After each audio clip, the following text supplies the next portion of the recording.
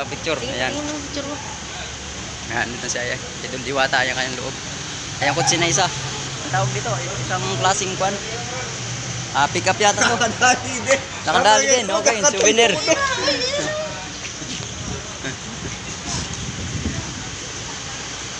Ayan yan, kasi kinukuha niya yung isang kutsi niya. Ayan siya, idol.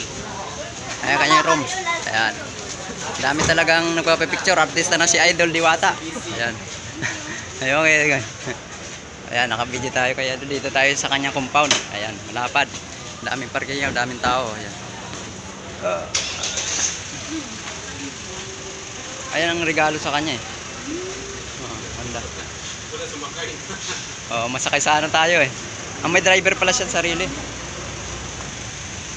Sayang, di natin naabutan. Palis siya, palis. Ayan, maraming salamat kay Idol Diwata. Ayan. So, andun area kung saan yung area ng kanyang lutuan. Dito yung kanyang office. Ayan. Ayan kanyang sasakyan, dalawa. So, ayan na nga. Hindi kita mo dinudumog ng tao. Ayan.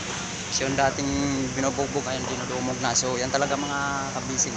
Kaya kailangan maging sipag at makatsaga din tayo sa ating mga kita tayong business. Ayan. Huwag natin hilahin yung ating kapababa. Sa halip atin sila suportahan para umangat. Ayan. Ito ulit kay Idol Diwata Pares. Doon na, umalis na. At least nakapicture tayo. Parang sponsor sa kanya yung oval na yun. Oo, handa. Sa ina eh, no? Ano? Isa kanya pa yata yun eh. Yun ang una niya eh. Yan ang una niya. Yung, hello.